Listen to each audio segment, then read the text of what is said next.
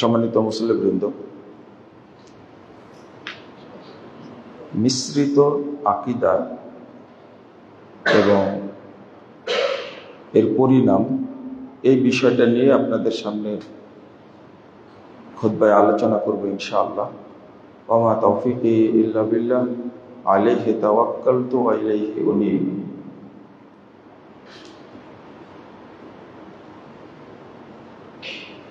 মিশ্রিত আকীদা অত্যন্ত ভয়াবহ প্রসঙ্গ, খুব ভয়ানক। যারা বিধর্মী, যারা কাফের, যারা মুশরিক, তারা কিন্তু আল্লাহকে মানে না, রাসূলকে মানে না, ইসলাম মানে না। তারা তাদের গতিতে চলতে থাকে। কিন্তু কোন মুসলিম যখন আল্লাহ এবং তাগুতকে গুলিয়ে ফেলে, অর্থাৎ ঈমানের সাথে শিরককে যখন, ইসলামের সাথে যখন কুফরকে মিশ্রণ করে ফেলে, আল্লাহর সাথে যখন আরেক ইলাহ বা আরেক মাবুদকে যখন গুলিয়ে ফেলে, মিশ্রণ করে, সংযোজন করে, তখন তার প্রতি আল্লাহ বেশি রাগান্বিত হন, বেশি গজব বর্ষণ করে। কারণ মুসলিম কখনো আল্লাহকে অপমান করতে পারে না। আমাদের মধ্যে আমরা যারা মুসলিম, তাদের বর্তমান অবস্থাটা এইরকম খুব কঠিন এবং ভয়াবহ। অথচ আল্লাহ শর্ত করেছেন, সূরা আল-আনআম ৮২ নম্বর আয়াতে আল্লাহ বলেছেন, আল্লাযীনা আমানু ওয়া লাম ইয়ালবিসু ঈমানাহুম বিযুলম, যারা ঈমান এনেছে আর ঈমানের সাথে শিরক, কুফর, তাগুত, নিফাক মিশ্রিত করেনি, উলাইকা লাহুমুল আমনু ওয়া হুম মুহতাদুন, তাদের জন্য পৃথিবীতে এবং হাসরের মাঠে আল্লাহর পক্ষ থেকে নিরাপত্তা রয়েছে। একটা শর্ত, ঈমানটাকে যদি কেউ হেফাজত করতে পারে,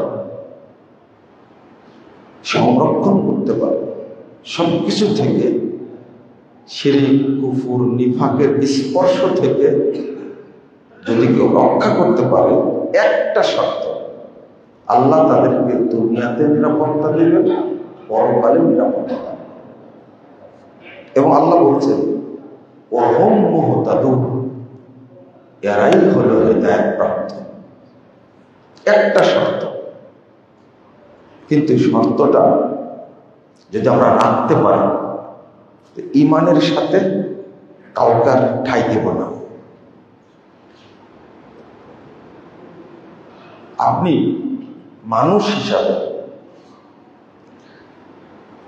আপনার ওয়াইফের সাথে যদি সাক্ষাৎ না করে, বাড়িতে না আসে, অন্য একজন পরপুরুষ যদি কথা বলে, আপনি মেনে নিতে পারেন? কেউ মেনে নিতে পারবে না। এটা তো আল্লাহ রাব্বুল আলামিন বলেছেন, ইন্নাল্লাযীনা ক্বালু রাব্বুনাল্লাহ সুম্মা ইসতাকামু, শুধু বলে আমাদের রবকে আল্লাহ, শুধু আল্লাহ আমার রব, এই কথাটা বলে যদি সুম্মা ইসতাকামু, এর উপরেই যদি থেকে যায়, ইস্তেকামাত করে, আল্লাহ বলছেন তাতানাজ্জালু আলাইহিমুল মালাইকা আল্লা তাখাফু ওয়া লা তাহজানু ওয়া আবশিরু বিল জান্নাহ। মৃত্যু পর্যন্ত যদি এই কথার উপরে টিকে থাকতে পারে, আমার রব একমাত্র কে? আল্লাহ। আমার দিন কি? ইসলাম। আমার নবীকে মুহাম্মদ সাল্লাল্লাহু আলাইহি ওয়াসাল্লাম। আমি কাউকে ঠাই দিই না। মৃত্যুর সময় জান্নাত থেকে লক্ষ লক্ষ ফেরেশতা তার কাছে নাজিল হবে এবং বলতে থাকবে আল্লাহ তাখাফু, ভয় করো না, ওয়ালা তাহজানু, চিন্তা করো না, ওয়া আবশিরু বিল জান্নাহ, বরং জান্নাতের সুসংবাদ গ্রহণ করো। একটা কথার উপর আরো অনেক আয়াত আছে। ঈমানকে আল্লাহ এত গুরুত্ব দিয়েছেন, কিন্তু যদি ঈমানের সাথে অন্য কিছু অ্যাড করেন, ইসলামের সাথে অন্য কিছুকে মিশ্রিত করেন, মুহাম্মদ সাল্লাল্লাহু আলাইহি সাল্লামের আদর্শের সাথে যদি অন্য কাউকে অ্যাড করেন, তাহলে শেষ। নামাজ পড়লেও মুশরিক, হজ করলেও মুশরিক কাফের, সিয়াম পালন করলেও মুশরিক কাফের, কোনো লাভ নাই। আল্লাহ বলছেন সূরা ইউসুফ 106 নম্বর আয়াত, ওয়া মা ইউমিনু আকসারুহুম বিল্লাহ ইল্লা ওয়া হুম মুশরিকুন। যারা আল্লাহর প্রতি ঈমান এনেছে, আল্লাহ বলছেন আল্লাহ, যারা আল্লাহকে বিশ্বাস করে তাদের অধিকাংশই মুশরিক।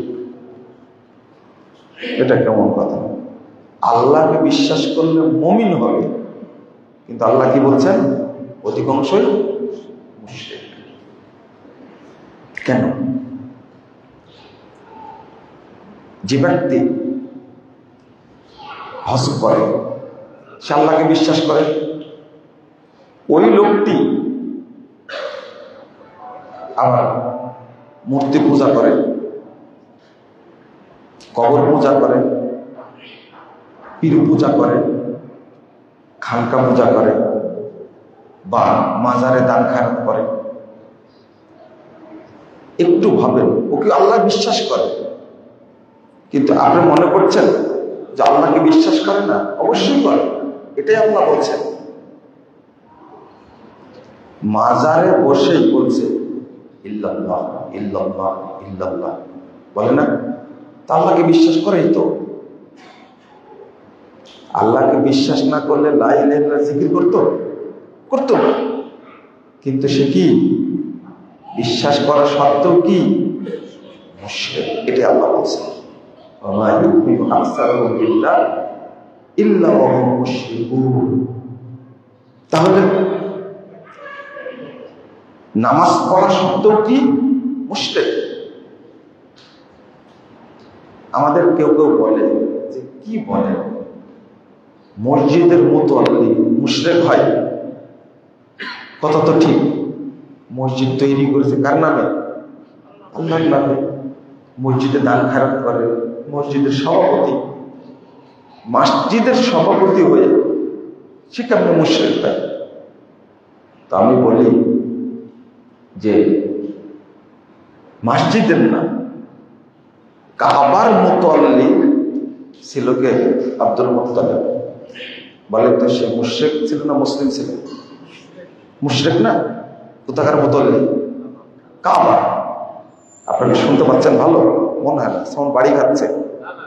ঠিক আছে, তো আমি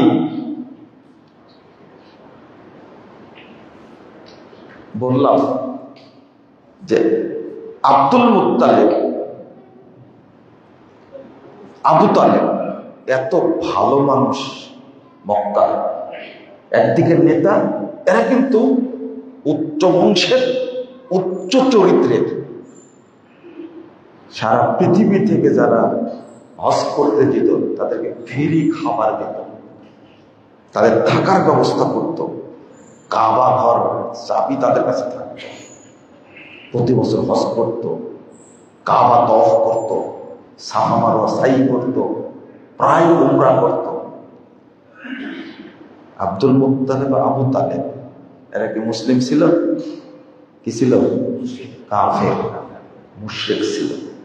তাহলে হজ তওয়াফ সাই কোন কাজে আসেনি।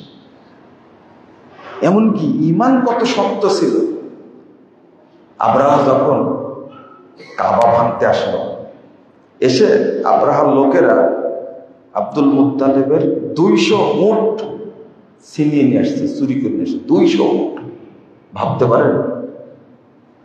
তা আপনার মতো আব্দুল মুত্তালিব কি ফকিন্নির পোলা ছিল নাকি?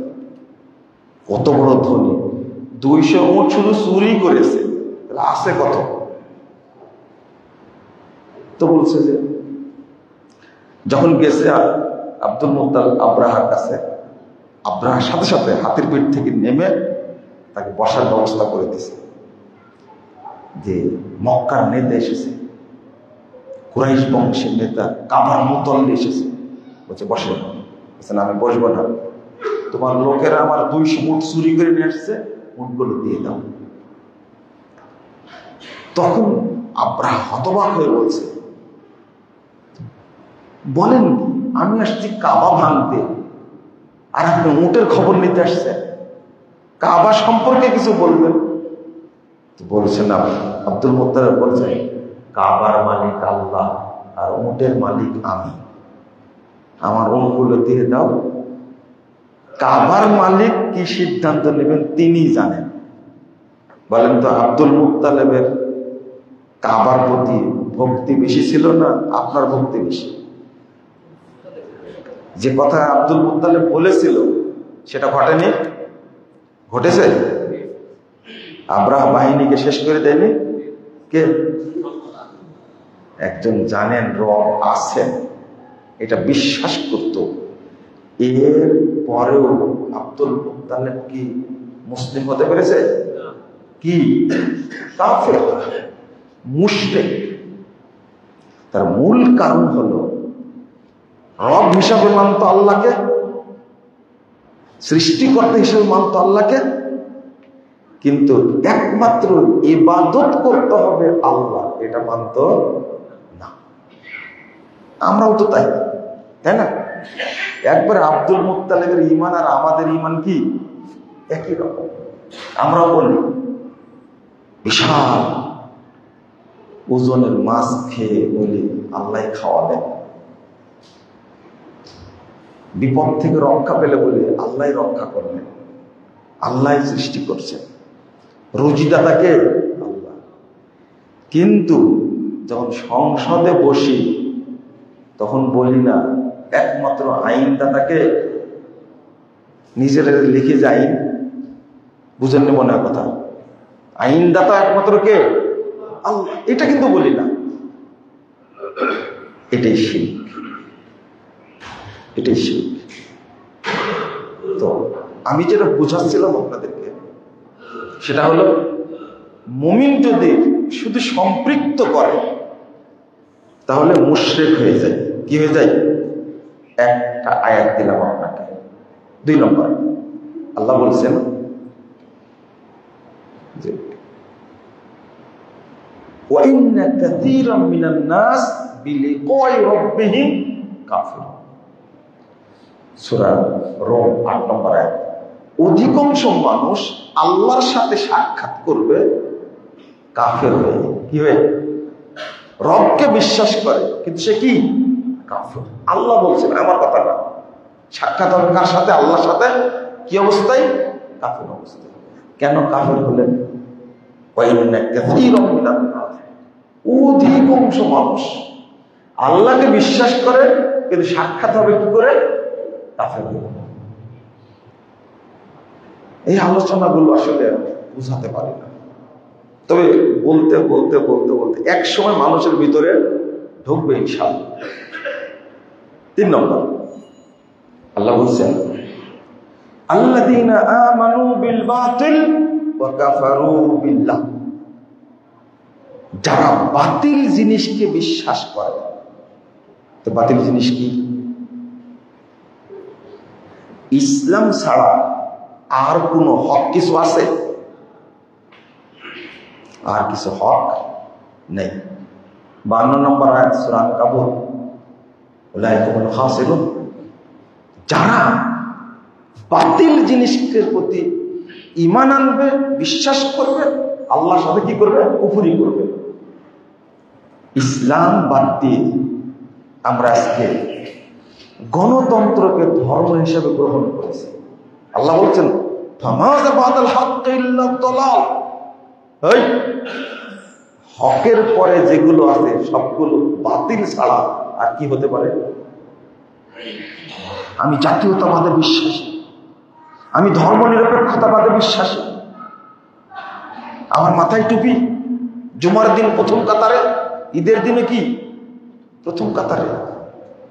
যতদিন এটা আমরা না বুঝবো ততদিন আল্লাহর পক্ষ থেকে রহমত নাজিল হবে কোনোদিনই না, অসম্ভব। দুইটা অ্যাড করে হয় না। দেখেন না কত বড় বড় কথা বলছে, অথচ তারা ইসলামপন্থী। হাইকোর্টের মূর্তি ভাঙতে হবে, পীর সাহেব বলে না যে আমার বাবার কবরটা, মূর্তিটা আগে ভাঙা লাগবে, বলে? বুঝেন না মনে হয় কথাটা? লাখ লাখ মানুষ, কোটি কোটি মানুষ বাবার কবরে সেজদা দিয়ে কি হচ্ছে? মুশরিক হচ্ছে। ওটা ভাঙবে না, ভাঙতে হবে শেখ মুজিবের মূর্তি। বুঝেন না মনে হয় কথাটা? আমাদের ছেলেদের যদি এই বুদ্ধিটা থাকতো যে আরে মূর্তি পূজা করতে যায় তারাই যারা নাস্তিক, কিন্তু মাজার পূজা করতে যায় কারা? টুপি আলাদা না, নামাজ পড়া না, কোটি কোটি মানুষ প্রতিদিন মুশরিক হচ্ছে। যদি আমাদের ছেলেরা বুঝতো আগে মাজারগুলো ভেঙে চুরমার করতে হবে, তারপরে ভাঙতো কি? মূর্তি। কিন্তু আমাদের ছেলেরা আগে ভাঙছে কি? মূর্তি। তাই একজনের ভাঙছে, বাকিগুলো আছে। কিন্তু বুঝেন, তাহলে আপনারা মনে করছেন যে তাওহীদি চেতনায় শেখ সাহেবের মূর্তি ভাঙছে? তাওহীদি চেতনায় কি? না না না, পার্থক্য আলাদা, মানে পার্থক্য কত বেশি। আমরা যেটা বোঝাতে চাই, মুসল্লিরা কোন দিন বুঝবে আল্লাহ পাক ভালো জানে, তবে একদিন বুঝবেন ইনশাআল্লাহ। ইনশাআল্লাহ। আপনার 2219 নম্বর হাদিস তিরমিজির মধ্যে এসেছে, রাসূল সাল্লাল্লাহু আলাইহি ওয়াসাল্লাম বলছেন লা তাকুমুস সাআহ হাত্তা তালহাকা কাবাইল মিন উম্মতি, কিয়ামত হবে না যতক্ষণ আমার উম্মতের বহু দল মুশরিকদের সাথে মিশে না যাবে। আমার উম্মতের বহু দল মিশে যাবে কাদের সাথে? মুশরিকদের সাথে মিশে যাবে। ওয়া হাত্তা ইয়াবুদুল আওসান, এবং যতক্ষণ মূর্তি পূজা না করবে ততক্ষণ কিয়ামত হবে না। আজকের অবস্থাটা দেখেন, অধিকাংশ মানুষ আমরা মূর্তি পূজার সাথে ব্যস্ত। মূর্তি নাই কার ঘরে? মূর্তি নাই কার ঘরে? এই যে একটা বোতল দেখলাম, হ্যাঁ, খেয়াল করেছেন? দেখেন একটা মূর্তি আছে, দেখছেন আপনারা?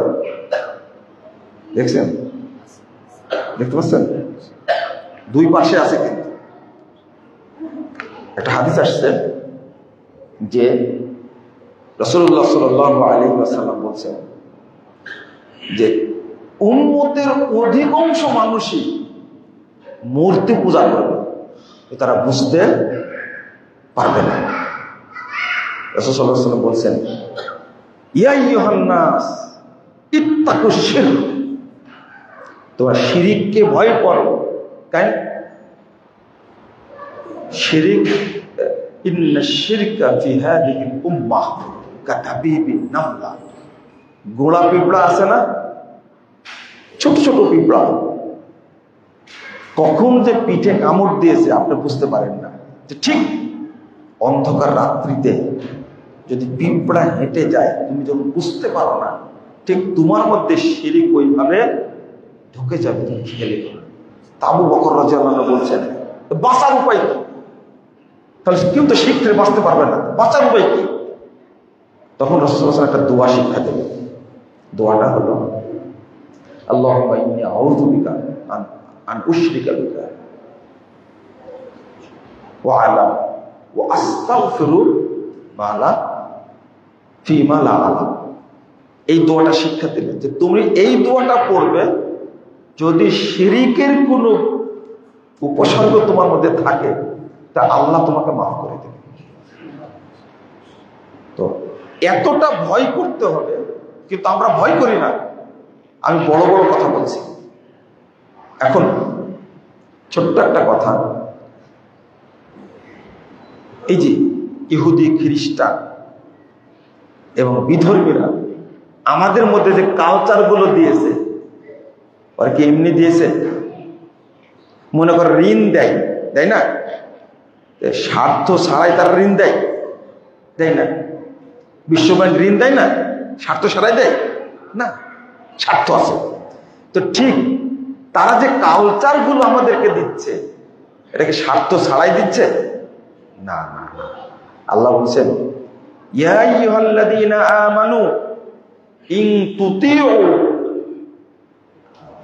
ফারীকাম মিনাল্লাযীনা উতুল কিতাব ইয়ারুদ্দুকুম বা'দা ঈমানিকুম কাফিরিন। আল্লাহ বলছেন, শোনো হে ঈমানদারগণ, যাদেরকে কিতাব দেওয়া হয়েছে তাদের কারো যদি তোমরা অনুসরণ করো, ইহুদি হোক, খ্রিস্টান হোক, বৌদ্ধ হোক, অন্য জাতি যদি অনুসরণ করো, ইয়ারুদ্দুকুম বা'দা ঈমানিকুম কাফিরিন, তাহলে তারা তোমাদেরকে ঈমান থেকে ফিরিয়ে, ইসলাম থেকে বের করে তারা তোমাদেরকে কাফের বানাবে। কি বানাবে? কাফের বানাবে। তাহলে বিধর্মীদের কোনো কিছু অনুসরণ করা যাবে না। আজকে দেখেন, আমরা সব বিধর্মীর অনুসরণ করছি, সবই তারা চালান করেছে, আর আমরা সেগুলো কি করছি? অনুসরণ করছি। 14ই ফেব্রুয়ারি খুব ধুমধাম উদযাপন করি, পহেলা বৈশাখ খুব ভালোভাবে উদযাপন করি, 31st নাইট খুব ভালোভাবে উদযাপন করি। তারপরে আমরা 21শে ফেব্রুয়ারি খুব ভালোভাবে উদযাপন করি, 16ই ডিসেম্বর উদযাপন করি, তারপরে 26শে মাস উদযাপন করি। এমনকি এবার ঈদের দিন যেভাবে উদযাপন করা হলো, মূর্তি পূজা করে, এই কালচারগুলো কি মুসলিমদের? কাদের কালচার এগুলো? কি করে? কত সুন্দর! ঈদ পড়ার পরে যদি কেউ মূর্তি হাতে নেয়, আপনি কি বিশ্বাস করেন ওই লোকটা মুসলিম? কি কাফের, মুশরিক সে। তো ঈমান কোথায়? আমরা এখন যে পর্যায়ে আছি, খুব সুন্দর একটা পর্যায়ে আছি, যেহেতু তত্ত্বাবধায়ক সরকার চলছে, তারা বিভিন্ন সংস্কার করছে, যেটা সংবিধান সংস্কার কমিশন একটা জিনিস জমা দিয়েছে। সেটা হলো, তারা বলছে যে আমরা জাতীয়তাবাদ সংবিধানতে বাদ দিয়েছি, ধর্মনিরপেক্ষতাবাদ বাদ দিয়েছি, কমিউনিজম বাদ দিয়েছি, মানে সমাজতন্ত্র বাদ দিয়েছি, শুধু রাখছে কি একটা, সেটা হলো গণতন্ত্র। কি রাখছে? গণতন্ত্র। উদ্দেশ্য কি জানেন? তারাও খুশি থাকবে, টুপিওয়ালারাও খুশি থাকবে, জেনারেল শিক্ষিত মানুষও কি খুশি থাকবে, সুন্দর একটা পথ তৈরি করবে। কিন্তু প্রথম প্রশ্ন হলো যে মুসলিমদের পরিচালনা করার জন্য কোনো আইন তৈরি করার অধিকার আছে কিনা? আছে। মানুষের স্রষ্টাকে আল্লাহ, আর আইনদাতাকে আল্লাহ। একটা কম্পিউটার তৈরি করে, যে তৈরি করেছে, মোবাইল যে তৈরি করেছে, তার থিওরি অনুযায়ী যদি আপনি তাকে অন্যায় করেন, না পরিচালনা করেন, চলবে? তো মানুষের স্রষ্টাকে আল্লাহ, তো তিনি যে থিওরি দিয়েছেন তার আল্লাহকে চলতে হবে না? আপনি কম্পিউটার চালু করার জন্য ওর একটা বাটন দিয়েছে, তাইনি? ওই বাটনে টিপ না দেওয়া পর্যন্ত আশেপাশে যত বাটন আছে টিপতে থাকে, কিয়ামত পর্যন্ত অন হবে না। হবে? বুঝেননি মনে হয় কথাটা? আপনার মোবাইলে চারিদিকে একটা বাটন আছে না? সব বাটন টিপলে অন হবে? অফ হবে? নির্দিষ্ট একটা বাটন আছে, ওইটা টিপ দিলে কি হবে? এসি চালাচ্ছেন, অনেকগুলো বাটন আছে না, সবগুলো টিপেন, বন্ধ হবে না। ওই জায়গা মতো টিপলে কি হবে? এটা কে তৈরি করেছে? এসির যে আবিষ্কারক সে বলে দেয়নি? সব চলছে তার নিজস্ব গতিতে, কিন্তু যিনি আল্লাহ তার প্রেসক্রিপশন অনুযায়ী, তার থিওরি অনুযায়ী মানুষ নাকি চলতে পারবে না। নিজের থিওরি অনুযায়ী চলে কেউ সফল হয়েছে? কেউ সফল হয়নি, কিয়ামত পর্যন্ত হতে পারবে না। এইটা বুঝাবো আমি কাফেরদেরকে, মুশরিকদেরকে, ইহুদিদেরকে, খ্রিস্টানদেরকে, তো মুসলিমকে বুঝাবো কেন? মুসলিম তো যখন বলেছে লা ইলাহা ইল্লাল্লাহ, তখনই তো ক্লিয়ার করে ফেলেছে আমাকে এখন চলতে হবে কার নীতিতে? আল্লাহর নীতিতে। এটাই তো বুঝাতে পারেন এখন পর্যন্ত। মজার ব্যাপার কি জানেন? যারা এই রাষ্ট্রটা চালাচ্ছে বাংলাদেশে, তাদের অনুসারী বেশি। বুঝেননি মনে হয়, তাই না? 21 জন না 23 জন উপদেষ্টা, তার মধ্যে একজন টুপিওয়ালা। ঠিক? টুপিওয়ালা কয়জন? একজন। বাংলাদেশে ইসলামপন্থীর সংখ্যা কত আর নাস্তিকদের সংখ্যা কত? বুঝেননি মনে কথা, তাই না? ও উপদেষ্টা পরিষদ গঠন করতে যায়, গণতন্ত্রকে তোমরা এখানে কবর দিয়েছো। এদেশের 90% মানুষ কি ইসলামকে ভালোবাসে? তা আগে উপদেষ্টা পার্সেন্টেজ করতে গেলে 90% ইসলামপন্থী লাগবে না? উপদেষ্টা পরিষদ গঠন করতে গিয়ে গণতন্ত্রকে কবর দিয়েছে। সবগুলো নাস্তিক না? ওটা তো একটা মানে কি বলবো, একটা সংস্থার মতো করে ফেলেছে। রাজনীতি জানে এমন কেউ নাই ওর মধ্যে। এখানে তো কবর দিলেন আপনি। ভূতের মুখে রাম রাম না কি একটা কথা বলেন আপনারা, নাউজুবিল্লাহ কথা বলেন আপনারা, যে তুমি গণতান্ত্রিক রাষ্ট্র চালাবে। এই বাংলাদেশের মানুষ 90% মানুষ ইসলাম পছন্দ করে, এখানে পার্সেন্টেজ করেন আর 10%, তাহলে 23 জন উপদেষ্টার মধ্যে যদি পার্সেন্টেজ করা যায়, ইসলামপন্থী কয়জন হবে?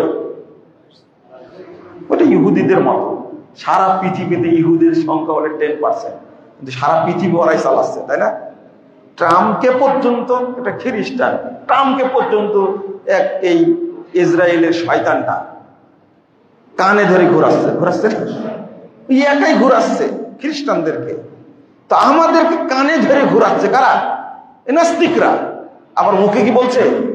গণতন্ত্র। আর আমরাও কিন্তু সন্তুষ্ট। কেমনে সন্তুষ্ট দেখেন? দারুণ ভাবে সন্তুষ্ট আমরা এই ক্ষেত্রে। সেটা হলো ঠিক, এত সুন্দর একটা আইন করছে, হুজুরেরা কিছু বলবে না, ইমামরা কিছু বলবে না, জেনারেল শিক্ষিত মানুষ কিছু বলবে না, সুন্দর করে মানে কিছু নিবে ইসলামের, কিছু নিবে কি কুফুরের, কিছু নিবে দেশাচার নিয়ে একটা সংবিধান তৈরি করছে। কি সুন্দর! বিমানের পাখা, বগিটা হলো ট্রেনের, চাকাটা হলো কি বাসের। গাড়িটা কেমন হবে?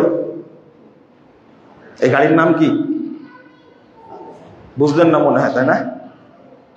একটা গাড়িতে যদি বিমানের পাখা লাগান, আর যদি কি বডিটা যদি ট্রেনের হয়, আর চাকাটা যদি বাসের হয়, আর ইঞ্জিনটা যদি কি হয় ট্রাকের হয়, গাড়িটা চলবে কেমন? এই কাজটা করছে।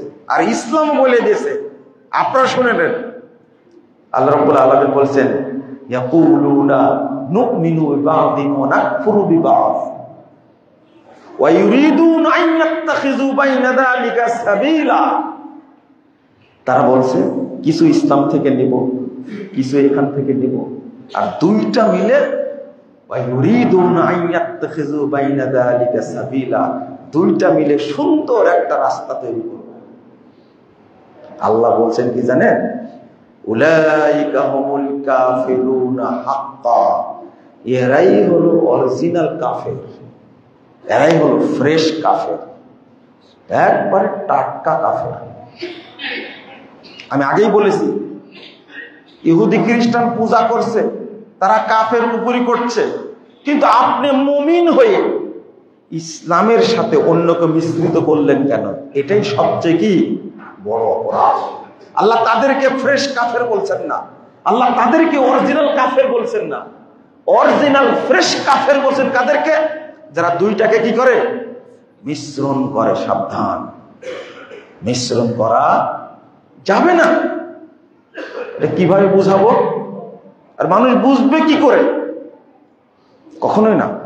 অতএব আর একটা বিষয়, খুতবা শুনতে অনেকে আসছেন আপনারা, মাশাআল্লাহ অনেকে আসছেন, কিন্তু আপনার চেহারা দেখলে মনে হচ্ছে ভালো লোকটা, কিন্তু অন্তর আছে অন্য জায়গায়। অন্তর কোথায় আছে? ইসলামকে ভালোবাসেন, আবার ওই যে পাশ্চাত্যের মতবাদ যেগুলো, সেগুলো কি ভালোবাসেন? বলেন তো, আপনি নিজে মুমিন না মুনাফিক? কি বুঝলেন না মনে হয়, তাই না? আপনি মানে ইসলামকে ভালোবাসেন, আবার পছন্দ করেন যে ওরুষেও একটা গরু দান করি, 10টা টাকা দিই, এইটা বিশ্বাস আপনার অন্তরের মধ্যে আছে। আপনিই বলেন তো, আপনি মুসলিম না মুনাফিক? কি মুনাফিক না? অথচ কি লা বলে লা ইলাহা, তারপরে কি আগে নাকস, আগে সবগুলোকে ডিলিট করতে হবে, ফাঁকা করতে হবে, তারপর বলতে হবে কি সব ডিলিট, সব বাদ। এই অনুবাদটা হলো আগে আপনাকে কাফের হতে হবে। কি হতে হবে? ভালো করে শুনুন, আল্লাহ বলছেন ওয়ামাই ইয়াকফুর বিত্তাগুত, যে তাগুতকে অস্বীকার করে কাফের হবে, যে ব্যক্তি কাফের হবে, আগে কাফের হতে বলছেন। ওয়ায়ুমিন বিল্লাহ, এরপরে কি হবে? মুমিন হবে। ফাকাদ ইসতামসাকা বিল উরওয়াতিল উসকা, তখনই আল্লাহ প্রদত্ত হেদায়েতের হাতুলকে সে শক্তভাবে ধরতে পারবে, তার আগে পারবে না। আপনি বললেন যে কাফের হতে বললেন কেন? কাফের হতে বললাম কেন? আচ্ছা, ইহুদি খ্রিস্টান বিধর্মীরা এরা মুসলিম না কাফের? উত্তর দেন সবাই। কাফের, তাই না? কেন কাফের? কাফের হওয়ার কারণ হলো তারা আল্লাহকে মানে না, ইসলামকে মানে না, নবীকে কোরআনকে মানে না, এজন্য কি কাফের। আর আপনি কাফের কেন? আমি কোনো কিছুকেই মানি না, এজন্য কাফের। শুধু মানি কাকে? আল্লাহকে, এজন্য কি মুমিন। এজন্য আল্লাহ বলছেন লা ইলাহা, আগে বলো আমি কিছুই মানি না, মানি কাকে? একমাত্র ইল্লাল্লাহ, আল্লাহকে মানি। এজন্য আগে কাফের হওয়া লাগবে, আগে পরিষ্কার করা লাগবে অন্তরটা। আপনিও জানেন বিষের বোতলের মধ্যে মধু ঢেলে লাভ হবে? লাভ হবে না। আগে বোতলটা কি করা লাগবে? পরিষ্কার করা লাগবে, তারপরে কি মধু ঢালেন তার মধ্যে। অন্তর শুধু আমি জাতীয়তাবাদ, ধর্মনিরপেক্ষতাবাদ, কমিউনিজম, সমাজতন্ত্র ইত্যাদি ফালতু এগুলো শুধু না, পুঁজিবাদ শুধু এইগুলো না, ছোট্ট একটা জিনিস, ছোট্ট ছোট্ট একেবারে ছোট। রাসূল সাল্লাল্লাহু আলাইহি ওয়াসাল্লামের যুগে শুরুর দিকে 10 জন লোক আল্লাহ রাসূলের কাছে এসেছেন। কয়জন? 10 জন লোক এসেছেন। পায়ে হেঁটে এসেছেন, গায়ে কোনো পোশাক নাই, অতি দরিদ্র, পেটে খাবার নাই, এসেছেন। রাসূল সাল্লাল্লাহু আলাইহি ওয়াসাল্লাম তাদের 9 জনকে ইসলাম গ্রহণ করালেন। কয়জনকে? 9 জনকে, মাত্র 9 জনকে। তারা কেন বলছে কম বায়াতা তিসআতান ওয়া আমসাকা আন হাযা, আপনি 9 জনকে বায়াত করালেন, একজন বাদ থাকলো কেন? সেও তো এসেছে দূর থেকে, ইসলামকে ভালোবেসে, নবীকে ভালোবেসে কালেমা পড়াবেন। প্রশ্ন, তখন রাসূল সাল্লাল্লাহু আলাইহি ওয়াসাল্লাম বলছেন যে ওয়া ইন্না আলাইহি তামিমা, ওর শরীরের মধ্যে তাবিজ বাঁধা আছে। কি বাঁধা আছে? তাবিজ বাঁধা আছে। ফাদখালা ইয়াদাহু, সে শরীরের মধ্যে ভিতরে হাত ঢোকায় দিয়ে পাতা তাবিজকে ছিঁড়ে ফেললেন। ফাবায়াহুন নবী সাল্লাল্লাহু আলাইহি ওয়াসাল্লাম, এরপরে আল্লাহ রাসূল তাকে কালেমা পড়ালেন। আপনার কি মনে হয়? একজন আমাকে বলছে, আরে মুসলিমের সংখ্যাই কম, আল্লাহর নবী কি এত কঠোর? আগে আমাকে বলছে আপনার বুঝতে ভুল হচ্ছে। আমার বুঝতে ভুল হচ্ছে, আমি সরাসরি অনুবাদ করছি, আর আমার বুঝতে ভুল হচ্ছে। বলছে হ্যাঁ, নবীর ওই সময়ের মুসলমানই নাই, আর তিনি কি এত কঠোর? একজন লোক মহব্বতের সাথে আসছে, কালেমা না পড়ায়া কাট করে রেখে দিবে, এটা হতে পারে না। এটা হলো আমাদের বুঝ। আচ্ছা বলেন তো, দেহে যে তাবিজ ছিল এটা কি নবী জানতেন? নবী কি জানতেন? কে জানাইছে বলেন তো দেখি? আল্লাহ জানাইছে। এই ওখানে কালেমা না পড়াই ওর শরীরের মধ্যে কি আছে? যেমন আপনাদের দেহে অনেকের মধ্যে এখনো তাবিজ আছে, আছে না? আমি কি দেখতে পাচ্ছি? এখানে থাকলে দেখতে পাবো না, কোমরে থাকলেও কি দেখতে পাবো না? এটা বাস্তব। আল্লাহ বলেছেন তাবিজ আছে। তাহলে ইসলাম কালেমা পড়াতে নিষেধ করেছেন কে? আল্লাহ। আর আমাকে বলছে বুঝতে ভুল হয়েছে। না, আমার বুঝতে ভুল হয়নি, শুধু তাবিজটা আছে, এই তাবিজ থাকা অবস্থায় পড়তে পারবে না। আশহাদু আল্লা ইলাহা ইল্লাল্লাহ ওয়া আশহাদু আন্না মুহাম্মাদান আবদুহু ওয়া রাসূলুহু, এইটা পড়ার অধিকার নাই। শরীরটা অপবিত্র, এখন শরীরটাও অপবিত্র, আগে ওইটা ফেলে দিতে হবে। তাহলে শিরিক অবস্থায় আল্লাহ শব্দটা উচ্চারণ করলেও আল্লাহ নারাজ হন। বুঝলেন না মনে হয় কথাটা? কালেমা পড়তে পারবে না, আল্লাহ শব্দটা উচ্চারণ করতে পারবে না, আল্লাহর বোধে বাধে, এটা আল্লাহর সম্মানে বাধে, অসম্ভব। ও যেখান থেকে আসুক না কেন, ও শরীর কি অপবিত্র। আর যদি আকীদা অপবিত্র হয়, মনে করেন আমার মধ্যে কি নাই, আমার শরীরে তাবিজ নাই, কিন্তু অন্তরে আছে। তাবিজ দিলে ভূতে ধরে না, তাবিজ দিলে বদ নজর লাগে না। বলেন তো আমার ঈমান আছে কিনা? ঈমান আছে? কি হয়েছে? ঈমান আছে তো কি হয়েছে? হ্যাঁ, চলে গেছে? ঈমান নাই, চলে গেছে। এই জিনিসটা শেষে এটাই বুঝেন, প্রথম কথা হলো আমার ভিতরে বিশ্বাস আছে যে মাজারে দান করলেই বাচ্চা হবে, তাই না? মরা পীর, ওখানে দান করলে কি হবে? ওর কাছে চাইলে কি হবে? বাচ্চা হবে। মরিয়ম ফুল খেলে কি হবে? বাচ্চা হবে। এই যে বিশ্বাসটা নতুন না পুরাতন? নতুন না পুরাতন? তো বলেন তো, এই বিশ্বাস থাকা অবস্থায় আপনার ভিতরে কি ঈমান ঢুকেছিল? না, ঈমান আসেইনি এখন পর্যন্ত। ভাঙবে কি করে? যে কোনোদিন ওযু করেনি তার ওযু ভাঙবে? এটা তো বুঝেন না আপনারা। তা আমার তাবিজ আমার গায়ে নাই, তবে ভিতরে বিশ্বাস আছে, তাবিজ দিলে ভূতেরা ধরবে না। এই বিশ্বাস থাকলে আমার ভিতরে কি ঈমান ঢুকবে কোনোদিন? কোনোদিন ঢুকবে না। এর নাম ঈমান। আর আপনি আজকে যতই আমাকে অস্বীকার করেন, মুখ দিয়ে মুনাফিকি করা যায়, ব্যবহার দিয়ে মুনাফিকি করা যায়, কথা দিয়ে মুনাফিকি করা যায়, আচরণ দিয়ে মুনাফিকি করা যায়, কিন্তু অন্তর দিয়ে মুনাফিকি করা যায় না। রাসূল সাল্লাল্লাহু আলাইহি ওয়াসাল্লাম বলেছেন, ইউবআসু নাসু আলা নিয়াতিহিম, কিয়ামতের মাঠে যার অন্তরে যা ছিল ওইটা নিয়েই উঠানো হবে। আল্লাহ আপনার অন্তরকে দেখতে বলবেন, এই মুনাফিক, এই যে তোর অন্তরে দুইটাই আছে, দেখ ভালো করে দেখ। মুখ তো বন্ধ থাকবে, বন্ধ থাকবে না? বন্ধ থাকবে মুখ, বন্ধ থাকবে মুখ, কথা বলবে না। অন্তর সাক্ষী দেবে, এই যে তোর অন্তরে কার প্রতি ভালোবাসা ছিল দেখ। তো তুই মুনাফিক একটা। যখন আল্লাহ কথাগুলো খুলে দিবেন, আমার আপনার কি অবস্থা হবে? তাহলে ফ্রেশ করতে হবে কোনটা? কত হাদিস আসছেন, আল মুমিনু আলা ঈমানিহি ওয়াল কাফিরু আলা কুফরিহি ওয়াল মুনাফিকু আলা নিফাকিহি।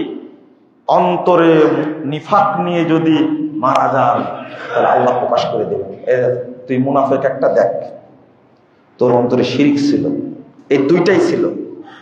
তুই ইসলামও মানতে, আবার কি যে সংস্কৃতিগুলো দিয়েছে ইহুদি খ্রিস্টান, আমাদের দেশে শর্ত দিচ্ছে আমেরিকা, দেশের মানুষ মুসলিম, শর্ত দিচ্ছে এ দেশে গণতন্ত্র কায়েম হতে হবে।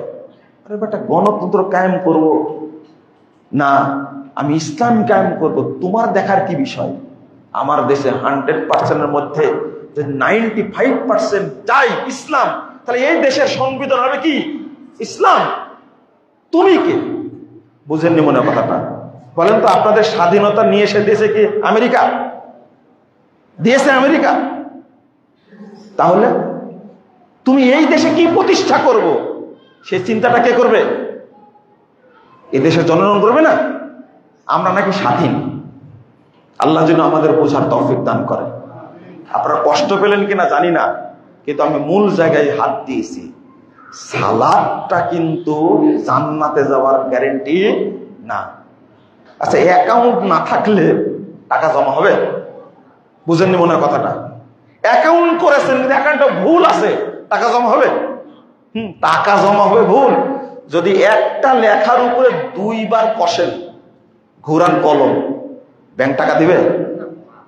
গতকালকে এর সম্মুখীন হয়েছে, লিখতে গিয়ে 2-3 জায়গাতে তিনি শুধু সবই ঠিক আছে, কলমটা 2 বার ঘুরাইছে। ব্যাংক বলছে সবই ঠিক আছে, ব্যাংক বলছে এই 3 জায়গাতে স্বাক্ষর লাগবে। এতটা বুঝেন আপনি যে অ্যাকাউন্ট নাই, টাকা জমা হয় না, ভুল থাকলে টাকা জমা হবে না, এক অক্ষরের উপরে 2 বার কলম ভরলে টাকা দিবে না, সব জানেন আপনি। আর জানেন না যে আকীদা ঠিক না থাকলে কোনো ইবাদত চলবে, সব বাতিল, সব বাতিল। আল্লাহ যেন আমাদের বোঝার তৌফিক দান করে। তাহলে কি বুঝলাম? সির্ফ কাকে মানতে হবে? আল্লাহকে। দিন হিসাবে কাকে মানতে হবে? ইসলামকে। অনুসরণীয় ব্যক্তি হিসাবে মানতে হবে কাকে? মুহাম্মদুর রাসূলুল্লাহ সাল্লাল্লাহু আলাইহি ওয়াসাল্লামকে। কবরে জিজ্ঞেস করবে কি, কোন দল করেছিলে, তাই না? বিএনপি, আওয়ামী লীগ, জামাত, জাতীয় পার্টি, এটা জিজ্ঞেস করবেন? নামাজ কয় ওয়াক্ত, এটা জিজ্ঞেস করবে? বুঝেননি মনে কথাটা? নামাজ পড়েছিলে, কি জিজ্ঞেস করবে? বলেন, মার রব্বুক, তোমার রব কি? এর উপরে কথা বললাম আজকে। রব চিনেন, কিন্তু উত্তরটা কত সহজ। মুনাফিকরা বলে কি জানেন? মুখস্থ করে যাব, মার রব্বুক, এটা কোনো ব্যাপার হলো? রবকে? আল্লাহ। শুধু একমাত্র রবের ইবাদত করলে তবেই বলতে পারবেন আমা দিনুক, তোমার দিন কি? গণতন্ত্র, সমাজতন্ত্র, মারেফত, শরীয়ত, হাকিকত, জাতীয়তাবাদ, ধর্মনিরপেক্ষতাবাদ, কি? ইসলাম। বলতে পারবেন? বলার সাথে কাজেও লাগাবেন, না হলে কিন্তু অন্তর আল্লাহ খুলে দেবেন। এই মুনাফিক, দুইটাই করতে। আল্লাহ যেন আমাদের বোঝার তৌফিক দান করেন। ওমান নাবিয়্যুক, তোমার অনুসরণে ব্যক্তি কে ছিল? কে? না না, আমাদের অনুসরণের ব্যক্তি কার্ল মার্কস, মাও সেতুং বলছে, কটকট করে বলে দিচ্ছে। কিছু মহিলা উপদেষ্টা হয়েছে এত বাজে চরিত্রহীন, 90% মানুষের উপরে এরা কিভাবে দাদাগিরি করছে, সবগুলো ন্যাংটা নাস্তিক মার্কা। আমাদের লজ্জাও নাই, শরমও নাই, আমরা আবার ওই দিকেই যাচ্ছি, তাই না? আল্লাহ যেন আমাদের শরম দেন, আল্লাহ যেন আমাদের বোঝার তৌফিক দান করেন। আর মুসলিম কি?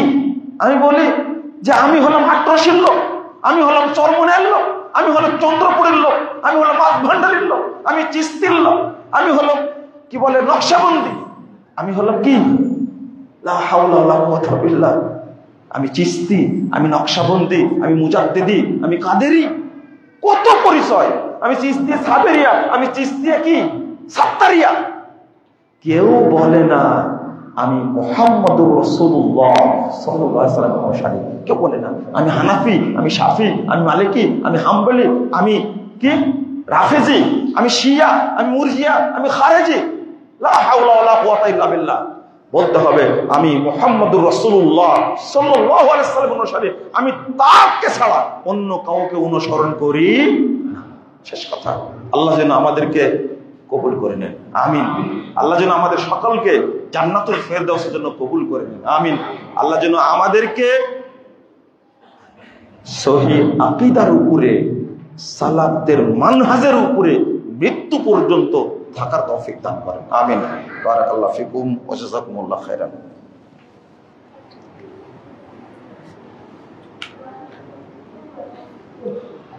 দান করছি।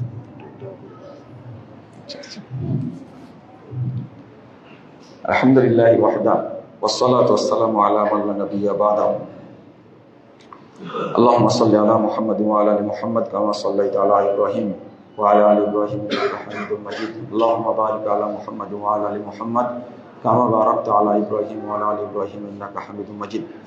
সম্মানিত মুসল্লিবৃন্দ, দুইটা কথার একটা হলো আজকে দায়ীদের বিপ্লব আপনাদের এই ত্রিমোহনী নাসিরাবাদ এলাকায় প্রায় 28টি মসজিদে একসঙ্গে বাংলাদেশ জমিয়ত আহলে হাদিসের তত্ত্বাবধানে 28 জন আলেম একসঙ্গে খুতবা দিচ্ছে। আলহামদুলিল্লাহ। তারা উদ্যোগ না নিলে হয়তোবা এই ত্রিমোহনী কেন্দ্রীয় মসজিদ আমার দেখা হতো না। তারা জোর করে আমাকে নিয়ে আসতে, আমি খুতবা এক জায়গায় বাতিল করেছি। তো এটা আপনাদের জন্য সৌভাগ্য। আমরা যেটা মনে করি যে আলহামদুলিল্লাহ আহলুল হাদিসদের যত মসজিদ আছে সারা বাংলাদেশে সবগুলো যেন এক নীতিতে পরিচালিত হয়। বলেন আল্লাহ যেন কবুল করেন, আমিন। আজকে যেভাবে আসছে, গত কয়েকদিন আগে টাঙ্গাইলে প্রায় 26টি মসজিদে একযোগে খুতবা দিয়ে আসছে। এর আগে নাটোরে গেছিলেন, ঠিক এরকম 22টি মসজিদে খুতবা দিয়েছেন এইভাবে। আলহামদুলিল্লাহ। হয়তো খুতবার বিষয় মনে ছিল, কি বিষয় ছিল আমাকে বলেনি, হয়তো আমি আমার মতো বক্তব্য দিলাম। তো আপনাদের প্রতি একটা শেষে আবেদন থাকবে, আপনারা সবাই ঐক্যবদ্ধ থাকবেন ইনশাআল্লাহ। বিভক্তিটা একটা অভিশাপ, একটা ধ্বংস।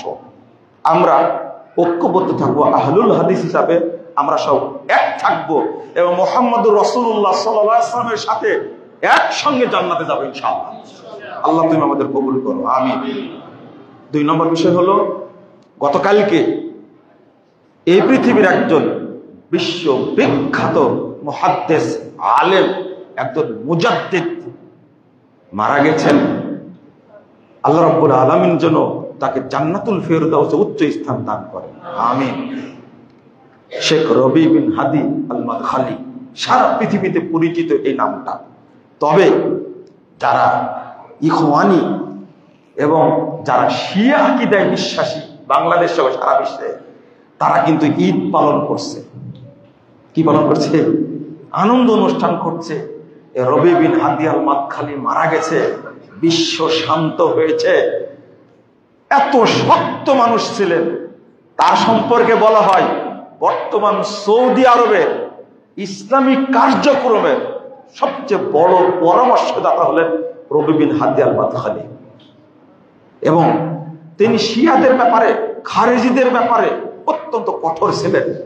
আমরা মনে করি এই ব্যক্তির মানে স্থলাভিষিক্ত হওয়ার সম্ভব না।